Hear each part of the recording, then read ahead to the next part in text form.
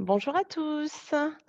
Bonjour et bienvenue, pour ce webinaire des semaines, qui porte sur les semaines de l'évolution professionnelle. Pardon, désolée, petit, échauffement, pour le démarrage du webinaire. Donc, effectivement, on va clôturer demain les semaines de l'évolution professionnelle pour 2024, les 5e éditions. Et pour ce webinaire, quelques petites règles et consignes. Vous avez la possibilité de poser vos questions dans le chat. Alors, j'ai vu qu'il y avait déjà, quelques interactions. Bonjour à tous et nous répondrons en fait aux questions avec, Arnaud qui coanime, le webinaire aujourd'hui avec moi. Donc on y répondra en fin de session. Les semaines de l'évolution professionnelle, pour vous les présenter, pour ceux qui n'auraient pas déjà fait, des webinaires avec nous. Donc, ça a commencé le lundi 7 octobre et ça se termine donc demain comme je vous l'ai dit tout à l'heure et donc c'est l'APEC et Avenir Actif qui sont des acteurs du CEP, donc le conseil en évolution professionnelle. On y reviendra en fin de webinaire, qui organisent en fait, depuis 5 ans maintenant, les semaines de l'évolution professionnelle en association avec leurs partenaires régionaux. Donc c'est un événement qui est 100 digital, qui est gratuit et accessible à tous et cette année, donc on avait à peu près 70 webinaires, enfin on avait 70 webinaires thématiques et aujourd'hui, donc on se retrouve pour, le webinaire sur l'industrie du médicament. Donc, je suis Delphine Land, je suis consultante en développement professionnel à l'APEC et je vous présente donc, Arnaud Chouteau qui est directeur emploi et formation au LEM, qui est l'organisation professionnelle des entreprises du médicament. Et Arnaud, je vous laisse la main. Donc effectivement, aujourd'hui, on se retrouve pour le webinaire sur l'industrie du médicament. C'est découvrir les métiers et les opportunités de cette industrie, sur l'ensemble du territoire national. Donc bonjour à toutes et à tous. Effectivement, donc je vais vous faire une présentation sur le secteur de l'industrie pharmaceutique. On va revoir ensemble un petit peu les grands chiffres du secteur, quelles sont les grandes caractéristiques, et on repassera bien sûr par les métiers et notamment les métiers qui recrutent et les métiers en émergence. Donc on va faire un petit tour d'horizon de ce que c'est que l'industrie du médicament. Juste quelques éléments peut-être préalables sur le LEM. Le LEM, donc, comme l'a dit Delphine, c'est l'organisation professionnelle qui représente les entreprises du médicament, mais il faut bien avoir en tête toute la diversité en fait des entreprises que nous représentons. C'est-à-dire que nous ne représentons pas que les entreprises françaises, mais bien toutes les entreprises de toutes les nationalités qui sont implantées sur le territoire France. Et l'industrie du médicament est une industrie qui est très internationalisée, et donc vous avez énormément de laboratoires, qu'ils soient américains, qu'ils soient européens, qu'ils soient asiatiques ou africains également, sud-africains notamment. Donc vous avez toutes les typologies de laboratoires qui sont représentées, et souvent lorsqu'on parle de l'industrie pharmaceutique, on a en tête que ce ne sont que des grandes entreprises. Non, les entreprises du médicament sont composées à la fois de grandes entreprises, mais également de TPE, PME ou d'entreprises, ce qu'on appelle de taille intermédiaire. Donc il y a vraiment une diversité des entreprises que nous représentons au sein du LEM. Donc on les représente sur tous les sujets. Aujourd'hui, je vous parlerai plutôt sur des sujets emploi et formation. Alors, les principales caractéristiques du secteur, 106 000 salariés en France, avec une dynamique de l'emploi qui était de 2,2%. Je viens d'avoir hier les derniers chiffres pour cette année. On est exactement sur les mêmes tendances, c'est-à-dire qu'on est à plus 2,3%. Juste pour vous donner un ordre d'idée, le reste de l'industrie, l'année dernière, c'était plus 1,3% et cette année, c'est plus 1,1%. C'est-à-dire que l'on fait quasiment 2 fois plus que le reste de l'industrie qui elle-même progresse en matière d'emploi au sein du territoire France. Alors, bien sûr, il y a des territoires qui sont plus fort, entre guillemets, avec plus de personnes que d'autres, ce qui ne veut pas dire que sur les autres territoires, il n'y a pas des possibilités d'emploi. On le reverra par la suite, mais en tout cas, il y a des dynamiques qui sont là et il y a des territoires qui peuvent être également plus des territoires historiques. Je citerai l'Île-de-France, Aura, Normandie, Centre-Val de Loire, mais il y a des territoires importants également et des territoires en croissance tels que PACA, les Hauts-de-France ou Grand Est et l'Occitanie. Alors, les grandes caractéristiques de l'emploi. Il est toujours important de savoir où est-ce qu'on met les pieds lorsqu'on postule pour un secteur. Donc, il est important d'avoir des éléments sur les grandes caractéristiques de l'emploi. Ce qu'il faut savoir, c'est qu'il y a 86% de salariés en CDI au sein de l'industrie pharmaceutique. C'est une industrie, donc en général, on recrute plutôt en CDI, même si on peut bien sûr passer par du CDD temporairement. On a une industrie qui est très spécifique sur un élément, c'est qu'on a quasiment 60% de cadres. Alors, normalement, dans le reste de l'industrie, c'est plutôt autour de 25%. Vous verrez pourquoi, parce qu'on a énormément de familles de métiers qui nécessitent également d'avoir des cadres ou des techniciens supérieurs. Donc, je reviendrai sur cet aspect-là, mais ayez en tête que 60% de nos effectifs sont cadres. La dynamique de l'emploi, je vous l'ai dit, on recrute environ 12 000 personnes par an sur les 5 dernières années. L'année dernière, on était à 16 000 et le chiffre de cette année montre qu'on est autour de 16 500 recrutements. Donc, on a toujours une très belle dynamique d'emploi. L'ancienneté moyenne est assez haute. C'est une industrie dans laquelle, en général, les personnes restent et restent dans leurs entreprises. Donc, on est plutôt une industrie de stabilité. Alors, c'est un secteur qui est ouvert à tous. Welcome aux femmes, puisque les femmes sont majoritaires dans notre industrie. C'est également une autre spécificité de l'industrie pharmaceutique, puisque en général, c'est plutôt autour de 30%, et nous, on a les derniers chiffres, là, vous avez 56,3, et le dernier chiffre d'hier va quasiment s'approcher des 57%. Donc, on est sur une dynamique qui reste assez stable, autour de 57% de femmes dans notre industrie.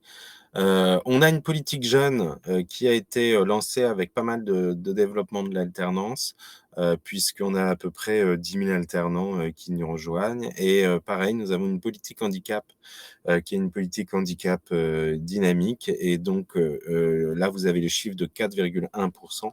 On est passé à 4,3% de salariés en situation de handicap au sein du secteur, toute taille d'entreprise confondue, je tiens à le préciser. Alors ça, c'était pour vous donner un élément un peu global sur le secteur. Maintenant, on va rentrer un peu plus dans les métiers, les enjeux de compétences par rapport aux entreprises du médicament. Alors, les métiers de l'industrie pharmaceutique, elles se divisent en 6 grandes familles de métiers. Ces 6 grandes familles de métiers, on va y revenir ensuite par rapport au chemin pour vous montrer un peu ce que c'est que le cycle de vie du médicament. Ça reprend plus de 150 métiers. Donc, vous avez 150 métiers qui sont répartis dans ces 6 familles de métiers et je vais revenir ensuite sur les différentes familles de métiers. Ce qu'il faut avoir en tête, c'est la répartition des effectifs dans les différentes familles de métiers. Vous avez 37% des salariés de l'industrie pharmaceutique qui sont dans la famille production. Donc là, on va être effectivement sur tout type de métier, mais on va être à la fois sur de l'ingénieur avec du développement industriel, du responsable d'équipe. On va être également sur de la supply chain, de la logistique et tout ce qui est bien sûr les métiers de la maintenance, donc que ça soit au niveau technicien ou au niveau responsable d'équipe. Vous avez ensuite la promotion et la commercialisation. J'y reviendrai plus dans le détail sur le chemin, mais qui est notre deuxième grande famille avec 24% des effectifs. Les fonctions support, donc derrière les fonctions support, on entend quoi? On va entendre les comptables, les RH, les financiers, toutes les fonctions qui viennent, comme son nom l'indique, supporter les autres familles. La R&D, qui est extrêmement importante dans un secteur tel que l'industrie pharmaceutique. Donc vous avez à la fois le R sur la recherche, mais également le D sur le développement. On reviendra autour de ces notions de R&D puisque c'est une famille également qui est une famille extrêmement importante pour l'industrie pharmaceutique. QEHS, alors derrière cet acronyme magnifique, vous retrouvez la qualité, l'environnement, l'hygiène et la sécurité. Donc là, tout un tas de métiers également. Je reviendrai sur la notion de qualité, qui est une notion extrêmement importante dans l'industrie pharmaceutique, comme vous pouvez l'imaginer. Et puis, vous avez une petite famille en nombre, mais extrêmement important pour nous également, qui est l'information médicale et réglementaire, et qui va chapeauter à la fois tout ce qui va être l'accès au marché, tout ce qui va être l'arrivée du médicament donc sur le territoire et sur le marché avec toutes les autorisations. Vous aurez tout ce qui est autour des affaires réglementaires, de l'information médicale et de la pharmacovigilance. J'y reviendrai également puisque tout ça sont des grands mots, mais il faut avoir une notion un peu globale. Alors, je vous ai mis cette petite frise. Alors, cette frise, c'est quoi? C'est ce qu'on appelle le cycle de vie du médicament. Le cycle de vie du médicament, ça va être tous les métiers servent à un moment ou un autre de ce cycle de vie du médicament. Donc, on en a parlé, j'ai commencé déjà à vous en parler. Ça commence par la recherche et le développement. Donc, avec trois grandes catégories de métiers, vous allez avoir des métiers qui vont tourner autour de la donnée, de la biométrie, puisque forcément, l'industrie pharmaceutique se base beaucoup sur des données. Lorsque vous faites de la recherche, vous allez énormément travailler sur de la donnée. Donc là-dessus, vous allez avoir besoin de personnes de profils digitaux, mais vous allez avoir besoin bien sûr de scientifiques, vous allez avoir besoin donc de scientifiques en chimie, en biologie, vous allez avoir besoin de pharmaciens, vous allez avoir besoin de médecins, bref, tout un tas de qualifications et de métiers autour de la recherche et développement. Derrière la recherche et développement, donc la biométrie, la recherche et la formulation, et également tout ce qui va être développement clinique. C'est une spécificité de l'industrie pharmaceutique. Vous allez faire de la recherche, mais cette recherche-là qui peut fonctionner en laboratoire, il va falloir ensuite la tester. Donc, vous la testez numériquement, vous la testez ensuite sur des animaux et ensuite vous la testez également sur l'humain, puisque les produits, avant de les mettre sur le marché, doivent être bien sûr testés. Sur la recherche et développement, souvent on voit le chercheur bac plus 8 ou bac plus 12. Non, ce n'est pas que ces profils-là. J'insiste encore sur les métiers de la R&D. Vous allez avoir besoin de techniciens, vous allez avoir besoin de gens qui vont être à la paillasse, vous allez avoir besoin de chargés de R&D qui sont plutôt des niveaux bac plus 5. Donc vous avez tout un tas de possibilités au sein de cette famille R&D. Une fois que vous avez fait la R&D, vous allez arriver à la production, puisque c'est bien de réussir à trouver des nouvelles molécules, des nouvelles solutions qui vont permettre de soigner les patients en laboratoire, mais il faut le produire. Et pour le produire, vous allez arriver donc cette fois-ci dans la famille production, où bien sûr vous aurez le passage du laboratoire à l'usine avec du développement industriel. Donc là, on va avoir besoin d'ingénieurs, mais on va également avoir besoin de gens qui vont modifier des chaînes de production, qui vont appliquer sur les chaînes de production. On va avoir besoin de gens qui vont faire marcher ces chaînes de production, donc de l'opérateur, mais également du technicien de maintenance. On va avoir besoin de personnes qui vont travailler en logistique, donc à la fois dans les différents magasins, dans nos différents éléments de stockage. Et puis, on va avoir besoin de tout ce qui va être ingénierie et maintenance autour de la production. Donc là, on part de l'opérateur en arrivant jusqu'à l'ingénieur et avec toutes les fonctions qui sont autour de la production, que ça soit sur la supply chain, que ça soit sur du magasin, que ça soit sur de la maintenance. Il y a une petite famille qui est quand je dis une petite famille qui n'est pas petite ni par la taille, ni par l'intérêt de cette famille-là, qui est la fameuse qualité, environnement, hygiène, sécurité. Le médicament n'est pas un produit comme un autre, c'est un médicament qui ne peut pas un médicament est un produit qui ne peut pas se permettre de ne pas correspondre, exactement à la qualité requise. Donc on a des systèmes de qualité extrêmement poussés sur toute la chaîne, que ça soit en R&D ou en production. C'est pour ça que HS est entre les deux familles. Vous allez retrouver de la qualité absolument partout, à la fois sur de l'assurance qualité, c'est-à-dire comment est-ce qu'on va écrire, quel procédé on va mettre en place pour s'assurer que la qualité est présente. Du contrôle qualité, bien sûr, puisqu'on va devoir contrôler que le médicament aux différentes étapes correspond totalement aux préconisations et correspond totalement à son autorisation de mise sur le marché. Et puis, vous allez avoir tous les métiers autour de l'environnement, de l'hygiène et de la sécurité. Forcément, vous êtes sur de la production. Il faut donc s'assurer qu'en matière d'eau, en matière d'énergie, eh ben, vous avez également un certain nombre d'éléments à respecter et vous ne pouvez pas faire n'importe quoi. Donc, vous avez tous ces métiers de la qualité, d'hygiène, de l'environnement et de la sécurité qui sont réunis ici. Pareil, vous avez du niveau technicien. C'est pas que du niveau extrêmement supérieur. Vous allez avoir également des techniciens en qualité, notamment sur le contrôle qualité. Et je reviendrai après puisque c'est un des métiers en tension notamment.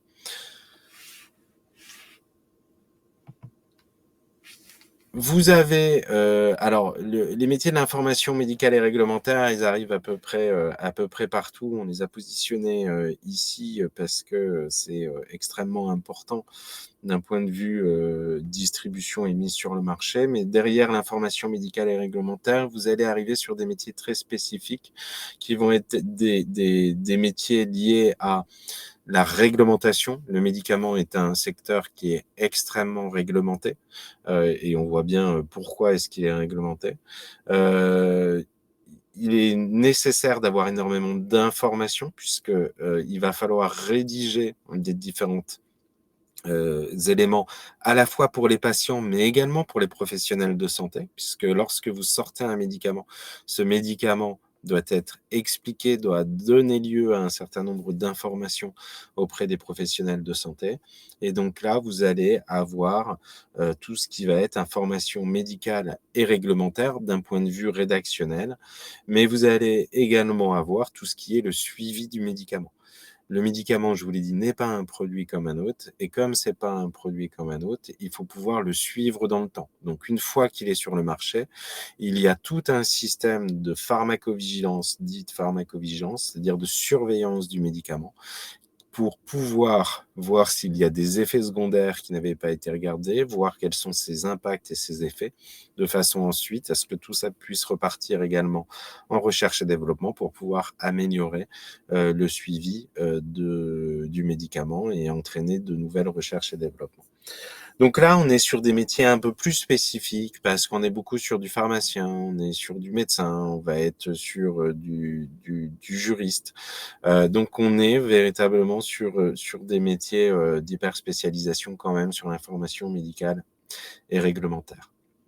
Et puis, vous avez la promotion et la commercialisation, puisque ce médicament, il a été innové, il a fait l'objet de recherche et développement, il a été produit, sa qualité a été vérifiée, il y a tout ce qui est autour.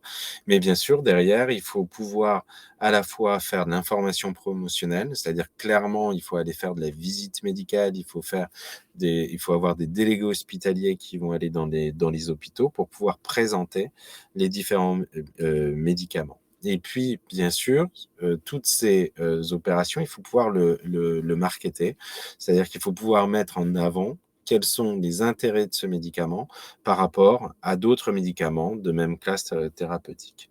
Et puis, vous avez tout ce qui est formation, administration, export. Je vous ai dit que le médicament était très internationalisé. Bah, vous avez une production qui est faite pour la production nationale, mais beaucoup de productions sont également exportées, et donc vous avez tous les métiers qui vont tourner autour de l'export de ces différents produits.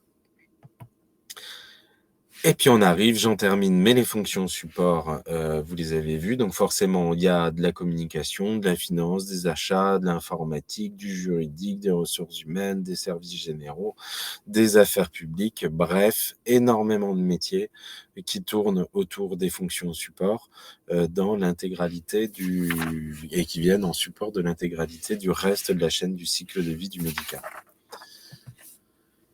Alors, pour rentrer peut-être un peu dans le détail des métiers, ces catégorisations sont assez stables année après année, puisque chaque année, on regarde un petit peu quels sont les nouveaux métiers qui ressortent. Et chaque année, c'est à peu près toujours une certaine stabilité. Alors, je vous avoue, comme j'ai eu les données hier pour cette année, je n'ai pas encore fait ce travail-là, mais je le ferai bientôt et on le publie de toute façon après sur le site du LAM.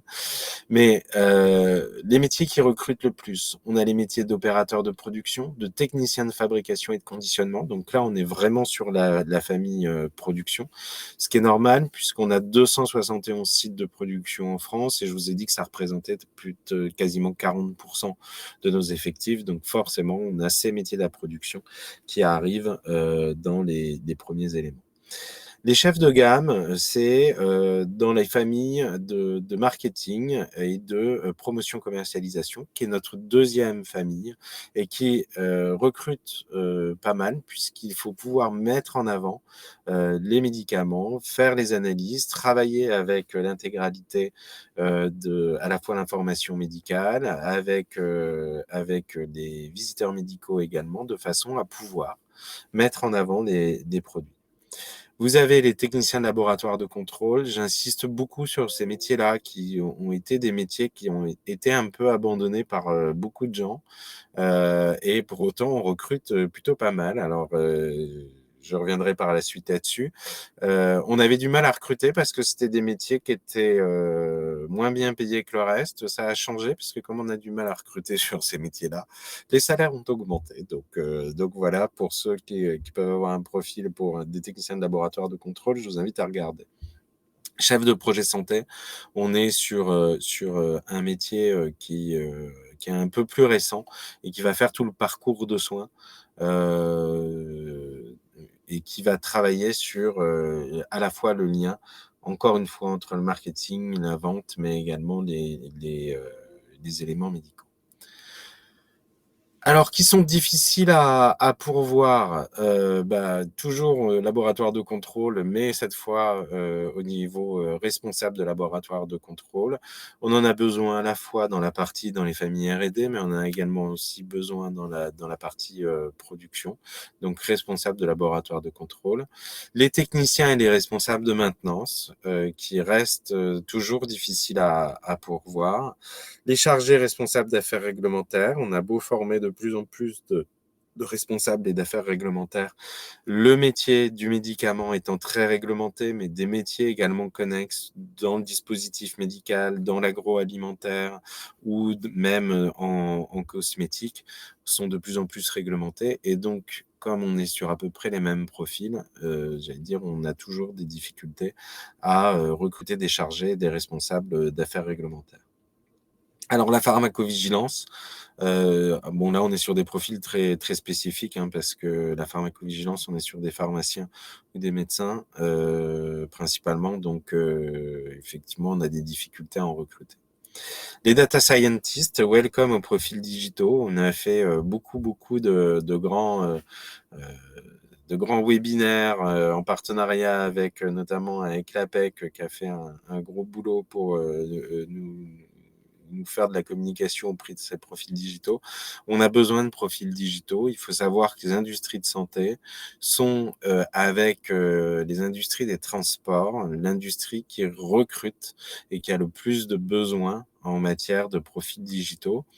Alors bien sûr, vous avez la banque et l'assurance qui est un gros pourvoyeur également, mais énormément de données arrivent en matière de santé et ces données-là doivent être à la fois traitées, analysées, revues, mis en perspective de façon à pouvoir trouver les nouveaux médicaments de demain, mais également de façon à pouvoir améliorer la qualité de production sur nos chaînes de production et d'amélioration également de la qualité de la production. Donc on recrute énormément de personnes qui sont sur les données, que ça soit, et vous l'avez sur la droite, des data engineers également, mais également des ingénieurs en intelligence artificielle.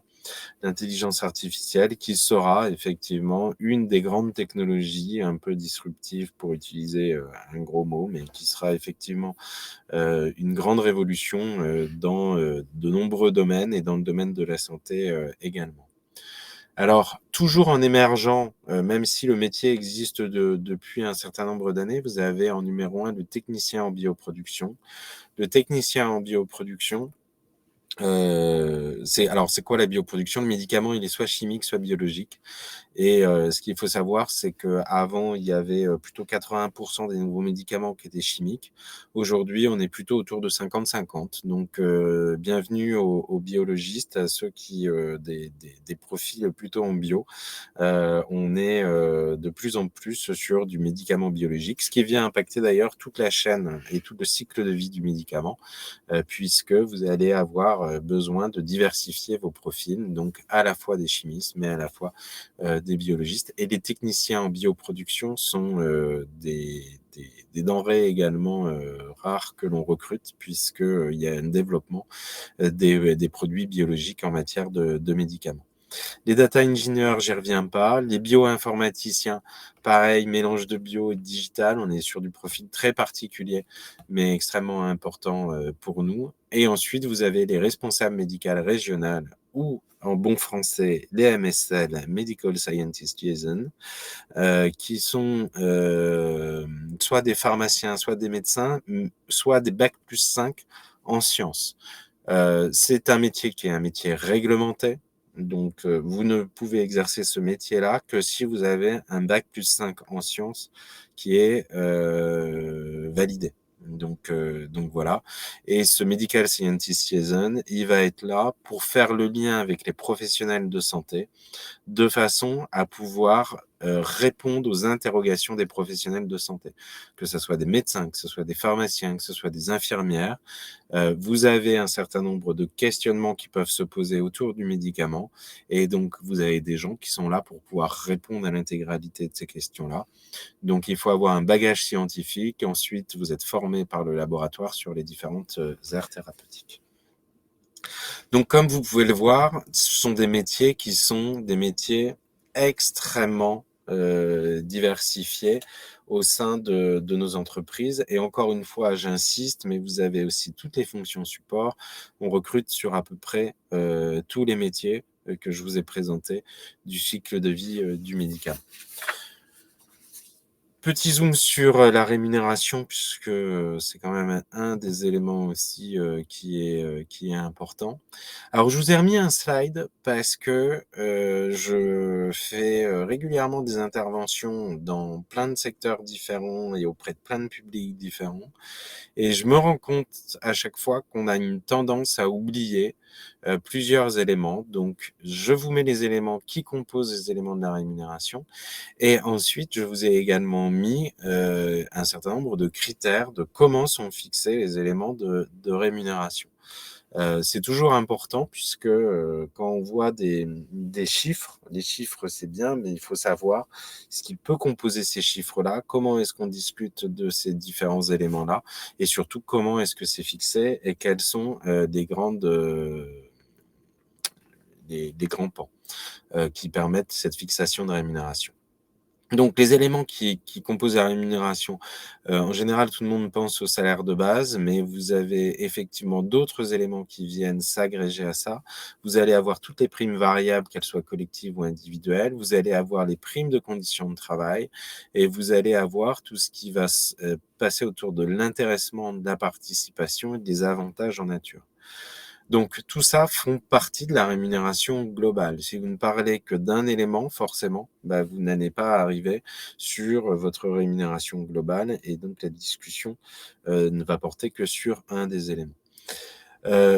Cette rémunération, elle est toujours fixée en fonction d'un certain nombre de choses qui sont importantes, qui sont liées soit à la personne, à travers son expérience, à travers son diplôme, à travers tout ce qu'elle a pu faire, tout ce qu'elle a pu développer comme typologie de compétences.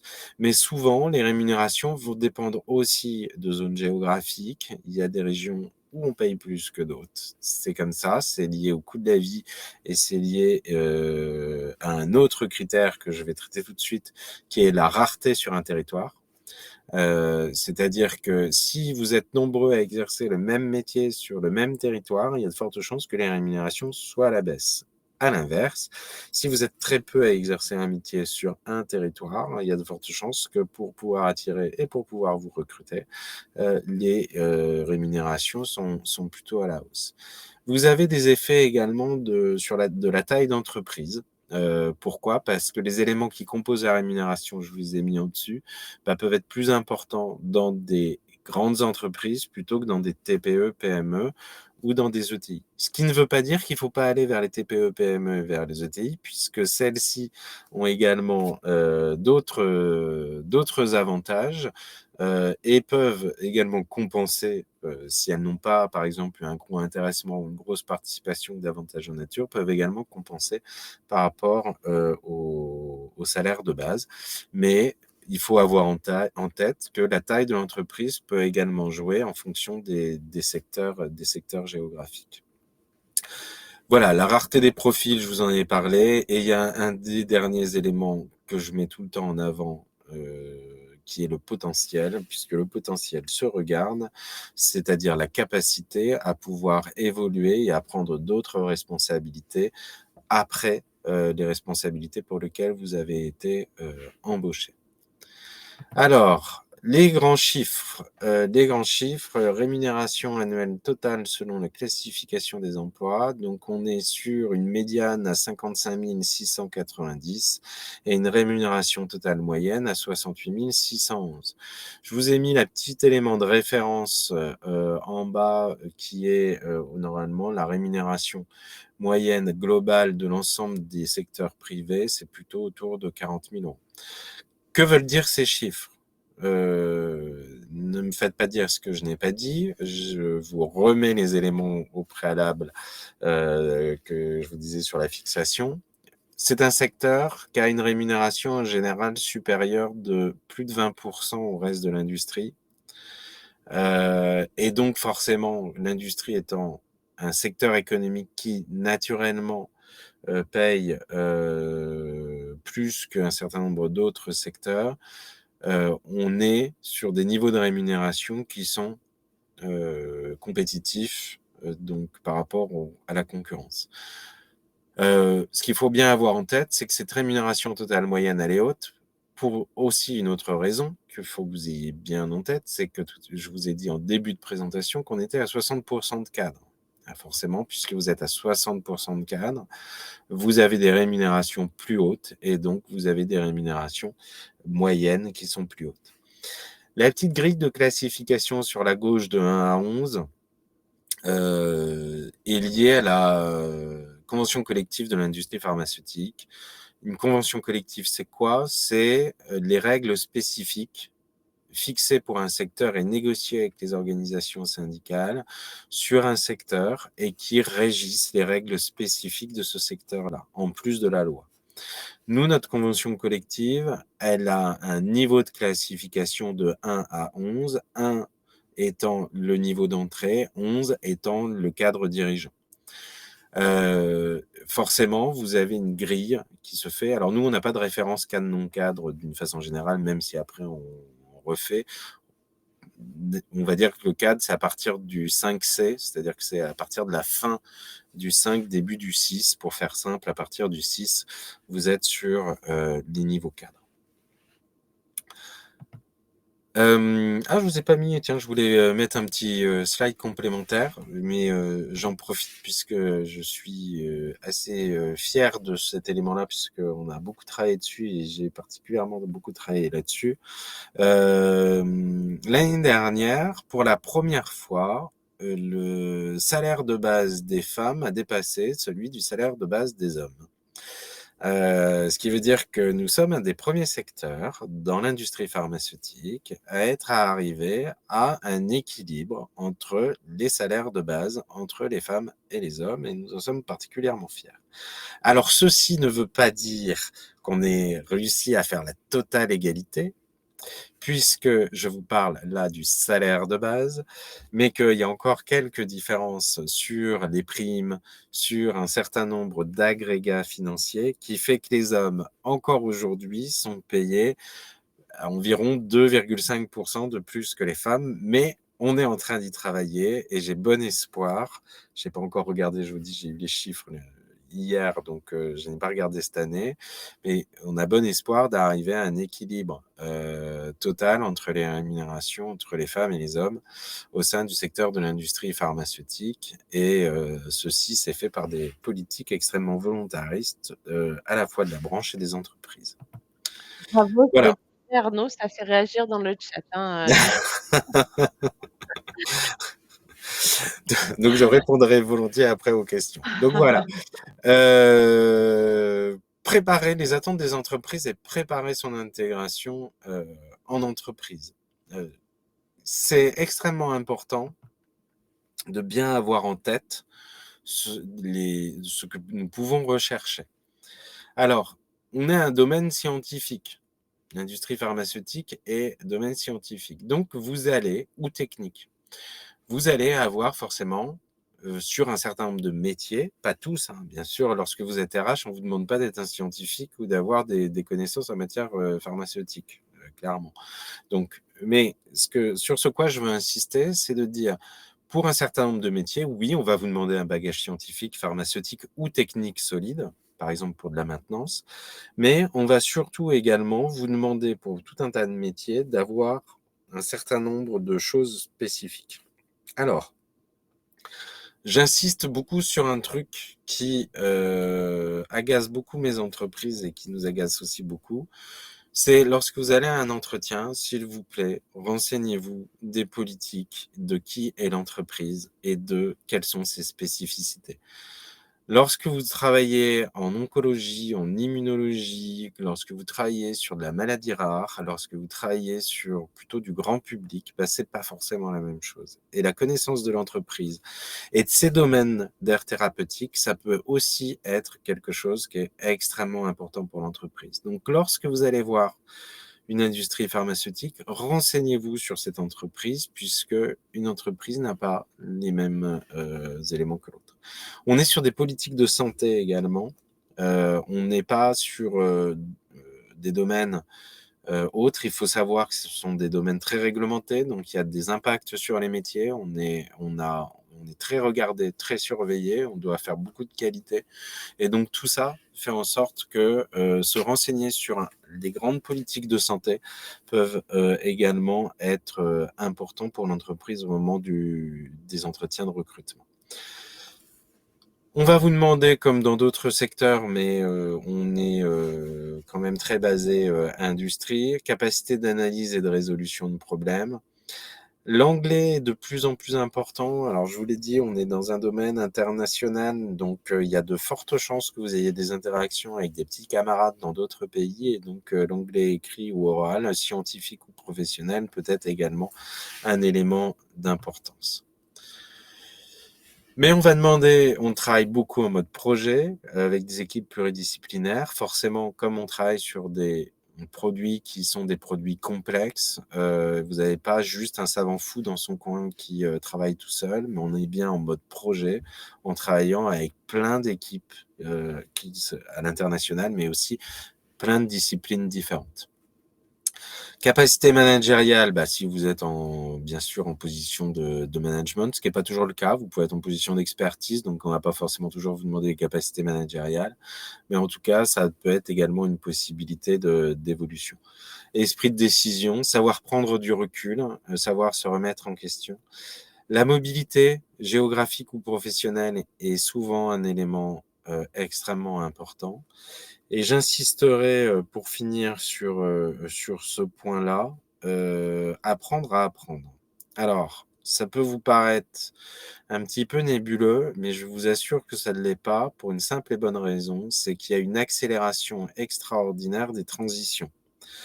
Transition numérique, transition du chimique vers le biotechnologique, transition écologique. Si il n'y a pas, donc je vous ai dit, être capable de prendre du recul, savoir se remettre en question, s'il n'y a pas de capacité d'apprendre et d'apprendre continuellement dans son métier, d'être en capacité de se former, mais pas que se former, de développer ses compétences, de prendre un certain nombre de curiosités autour d'apprendre, du fait d'apprendre, eh ben, vous serez très vite obsolète. On est un secteur, l'industrie du médicament, qui est percuté et transformé par toutes ces transitions, le numérique, l'écologique et la transformation vers le biotechnologique. Donc, cette capacité d'apprendre à apprendre sera quelque chose qui sera très regardé également. Et puis, n'oubliez pas, c'est avant tout un recrutement, une histoire de pitch personnel. Qu'est-ce qu'on entend derrière ça? Vous avez tous un parcours, vous avez tous, parfois certains les mêmes diplômes ou autres, sauf que vous avez tous un parcours différent et il faut pouvoir mettre en avant ce qui fait également votre unicité, et ce qui fait votre spécificité. Donc, travaillez bien, à fond votre pitch personnel, également là-dessus. Alors, j'en terminerai par également un petit point sur les ressources documentaires et là où vous pouvez trouver de l'information sur l'emploi ou même de l'emploi en direct. Donc, comment vous renseigner mieux sur le secteur? Alors, les indispensables pour trouver un job s'orienter. Donc, en plus, bien sûr, du site de l'APEC, donc, que vous devez réutiliser. On a également un job board qui est pas assez, qui est très spécialisé dans l'industrie pharmaceutique. Donc, vous pouvez aller voir sur ce job board. Un certain nombre de nos entreprises ne passent quasiment que par ce job board. Donc, ne vous contentez pas d'aller voir sur des grands. Il faut aller voir sur les grands tels que l'APEC, mais il faut aussi regarder de temps en temps quelques sites spécialisés. Vous avez le site de l'IMFIS également, qui est Institut des métiers de formation des industries de santé, où vous aurez des informations sur un certain nombre de métiers, plus larges que le médicament, puisqu'on traite également du diagnostic in vitro et du dispositif médical, qui sont d'autres secteurs des industries de santé. Donc, vous pouvez aller vous renseigner également sur ces autres secteurs, même si le médicament est le meilleur secteur. Je plaisante, bien sûr, les autres sont très bien également. Vous avez, pour vous renseigner sur le détail des métiers, imaginons, là, je vous ai fait une présentation un peu rapide, j'ai essayé de vous donner un certain nombre de points et d'éléments. Mais pour aller plus loin, il faut absolument que vous alliez voir les fiches métiers du LEM, qui est vraiment la référence pour les entreprises du médicament. Vous allez retrouver tout un tas d'informations à la fois sur les missions, les activités, les compétences clés, qu'elles soient techniques ou comportementales. Vous retrouverez également sur le bas, là, sur la partie droite, en blanc, un peu l'évolution du métier, c'est quoi les grandes évolutions, c'est quoi les grandes tendances de recrutement sur ces métiers-là. Et puis, sur la première page et sur la gauche, vous aurez un peu les profils de recrutement, quels sont, s'il y a des diplômes nécessaires, et quelles sont ensuite les autres passerelles métiers. Donc là, tous les métiers sont traités, donc vous retrouverez toutes les informations sur ces fiches métiers. Vous avez également d'autres outils à disposition. Alors, je vous ai présenté la frise, vous pourrez la retrouver sur le site du LEM. Vous avez des vidéos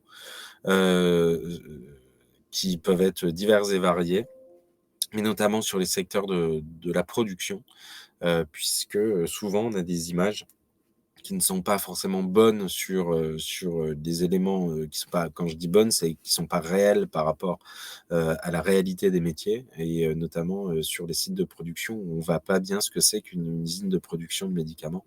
C'est pas forcément ce que vous avez en tête, donc allez voir ces éléments-là, ça vous permet également de vous donner un certain nombre d'informations. Alors, vous avez plein d'outils également à disposition qu'on appelle des guides d'insertion. Vous en avez pour des très spécialisés, donc les médecins, les pharmaciens, les ingénieurs, mais pas que. Vous avez également des brochures sur les scientifiques et vous avez également des brochures sur les bac+3. Les outils à disposition, vous avez des vidéos témoignages, je vous ai mis un certain nombre de vidéos témoignages, je vous laisserai aller voir sur le site du LEM, vous avez un certain nombre de vidéos. J'insiste également sur Andiem. L'industrie pharmaceutique a cette spécificité, c'est que nous sommes un des rares secteurs à avoir une association dédiée sur l'insertion et le maintien dans l'emploi de personnes en situation de handicap. Donc, il y a tout un tas d'aides, d'accompagnements qui sont mis en place par Andiem pour pouvoir aider nos entreprises à recruter ou à maintenir dans l'emploi, mais là j'insiste sur l'aspect recrutement, de personnes en situation de handicap. On a un objectif qui est extrêmement élevé en matière de recrutement de personnes en situation de handicap et pour ça, il faut pouvoir prendre contact également avec cette association. Donc n'hésitez pas, je vous l'ai mis, Andiem est là pour aider nos entreprises à recruter des personnes en situation de handicap en plus du maintien dans l'emploi. Et il y a tout un tas d'aides qui est mis en place par Andiem et les entreprises du médicament. Alors j'espère que par cette intervention, alors normalement j'ai tenu à peu près les délais, je crois. J'espère que par cette intervention, j'ai cassé un certain nombre d'idées reçues. L'industrie, c'est sale et c'est moche. Je peux vous assurer d'un truc, c'est que l'industrie, et notamment l'industrie du médicament, c'est un secteur qui est un secteur extrêmement passionnant au service des patients et qui est loin d'être sale et moche puisque on travaille en bonne pratique de fabrication et je peux vous assurer que c'est rarement aussi propre ailleurs et aussi clean ailleurs, mais c'est une super industrie. C'est uniquement produire des médicaments et c'est simple à faire. J'espère qu'en vous montrant la diversité des métiers qu'il y avait et la diversité de la chaîne, je vous ai montré que c'était quelque chose qui était complexe à faire, pluridisciplinaire et qui permettait d'associer tout un tas de compétences pour arriver à produire ce médicament.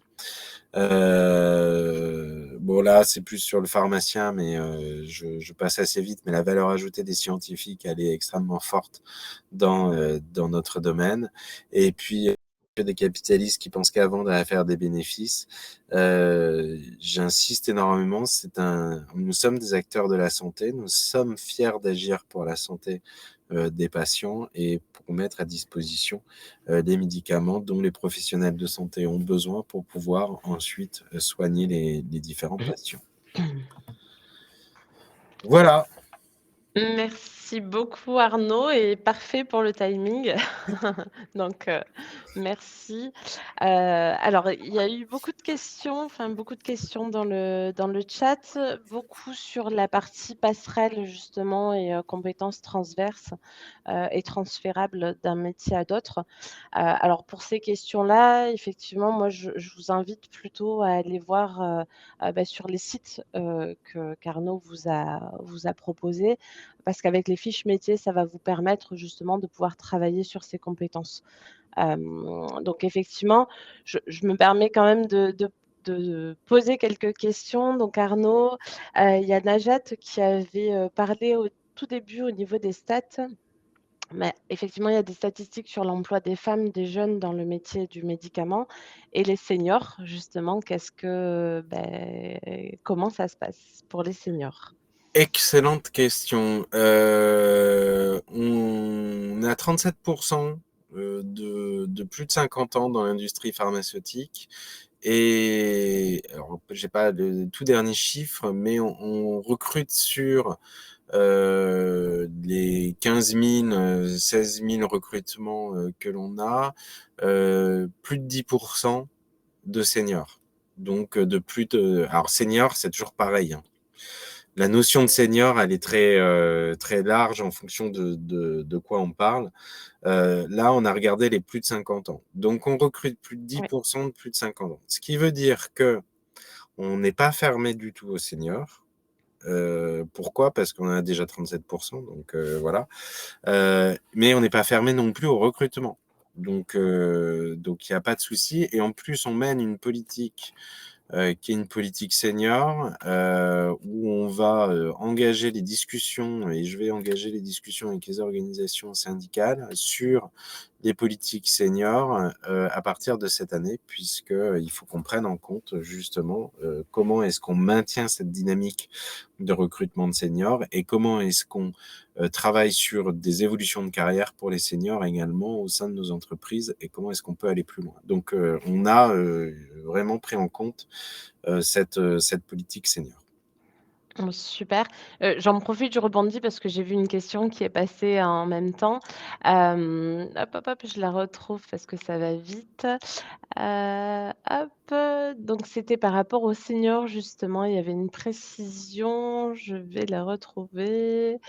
Heu, bon, je l'ai perdue. Si c'était voilà, les seniors sur la fonction support, sur les fonctions support justement.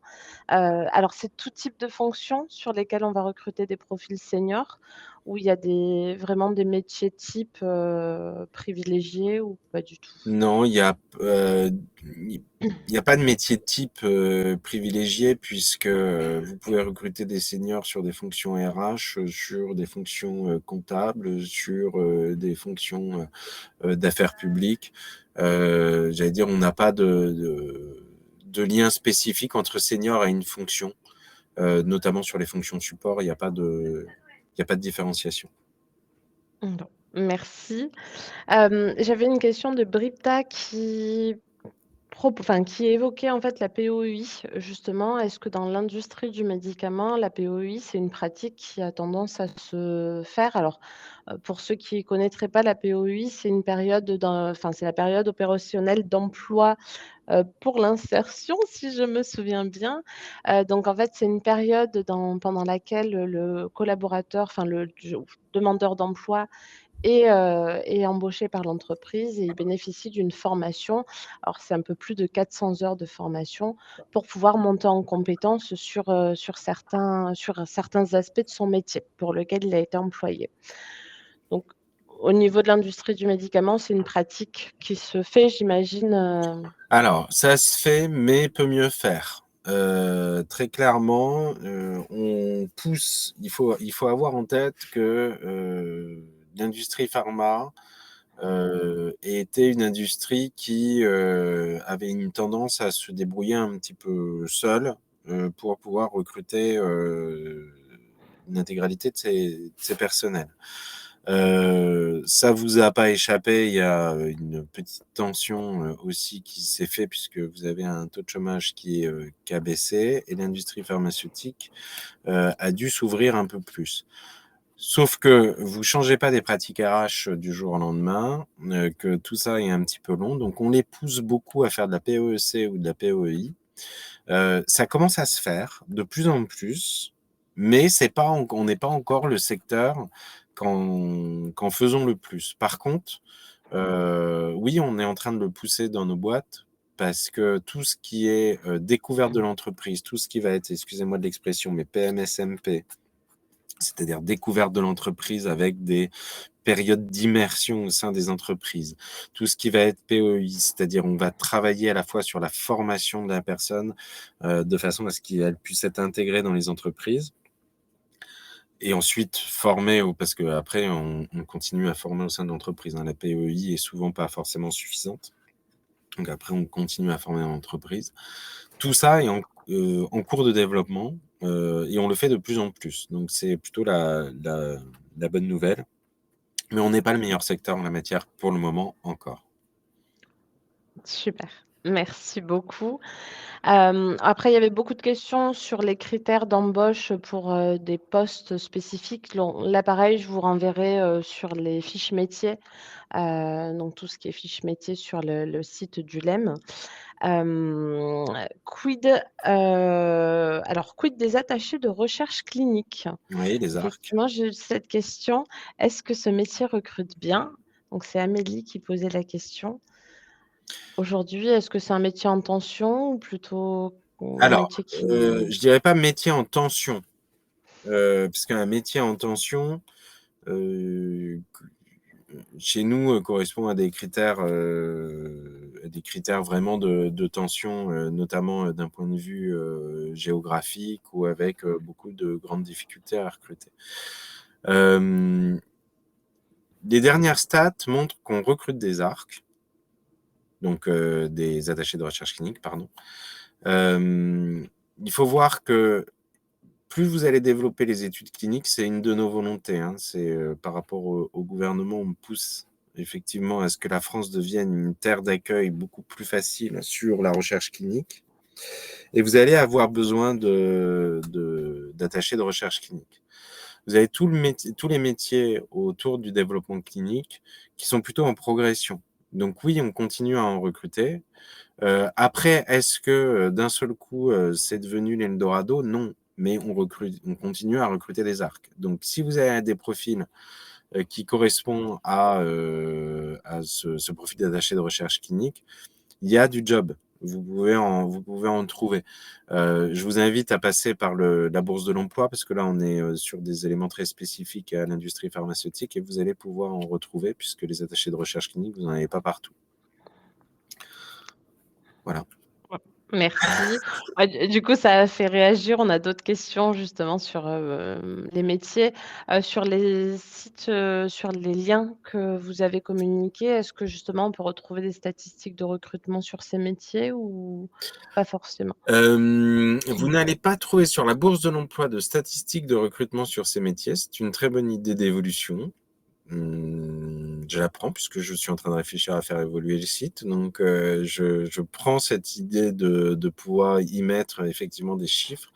Non, les évolutions et les recrutements, vous les trouverez sur les fiches métiers où vous allez avoir sur les fiches métiers que je vous ai présentées. Hop, Oui, je reviens très rapidement dessus.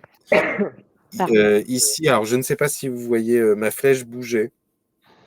Non, Bon, elle ne ok. bouge pas. Alors, dans la partie blanche, sur la partie de droite, si vous regardez en surbrillance, vous avez soit les trois petits traits là qui fait comme si c'était stable, soit une flèche en augmentation, soit Alors, une flèche en diminution.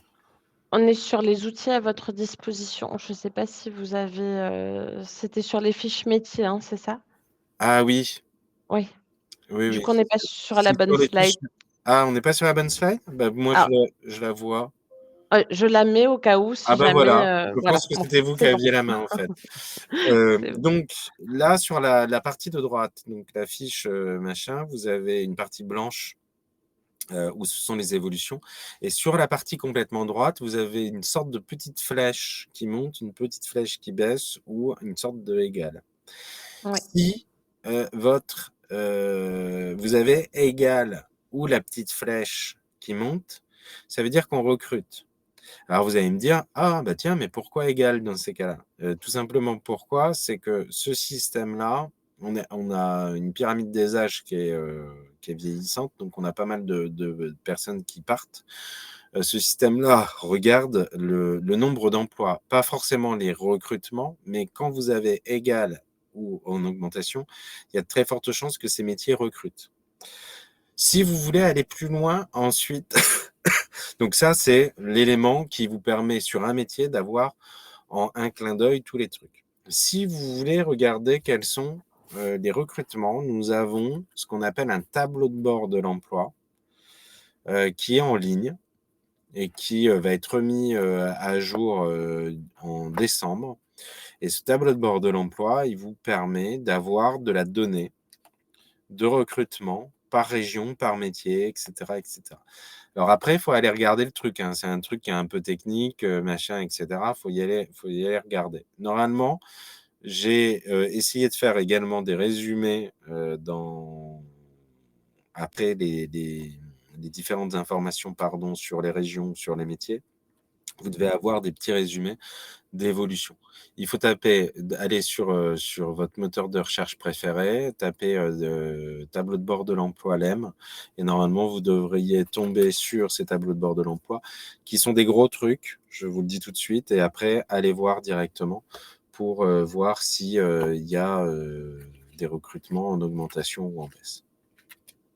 OK, merci. Alors après des questions sur, les contacts, hein, pareil sur les contacts des entreprises qui recrutent dans ces domaines, vous allez les retrouver sur les job boards. Oui, Vous allez les retrouver effectivement par l'intermédiaire de l'APEC ou d'autres acteurs en fait du CEP qui vont, potentiellement vous réorienter. Donc ça, ce sera à voir avec, vos consultants en direct. Il y a une question sur les chiffres de l'alternance. On les a vus en tout début oui, de webinaire, donc et il y a beaucoup de questions sur comment voir le replay. Alors à la fin du webinaire, vous recevrez un mail avec, l'accès au replay et donc on va voir pour potentiellement, voir si c'est possible de pouvoir vous partager, aussi, le support. Donc voilà. Donc en tout cas, vous aurez un accès au webinaire, à la fin de ce dernier. Il y a une dernière question, je vais prendre la dernière. Avez-vous des profils VIE? Alors c'est-à-dire? volontariat VIE international en entreprise. voilà. Oui, on prend des VIE. Par contre, je ne sais pas vous dire si, pour moi, c'est assez stable. J'ai pas vu d'augmentation, énorme sur les VIE, mais comme on est des boîtes, qui sont des boîtes très internationales, forcément on prend des VIE. On est un des secteurs qui s'engagent dans le volontariat international en entreprise. Donc, allez voir. Par contre, ça, je vous le dis, je pense qu'il faut que vous alliez voir directement sur les sites des labos. Et donc, vous tapez plutôt là sur le coup sur les gros laboratoires. Je reviens juste sur un élément sur les embauches tout à l'heure. Ça me permet de refaire le lien et de revenir ensuite sur le VIE. Euh, Ce ne sont pas forcément les très très gros laboratoires qui recrutent le plus.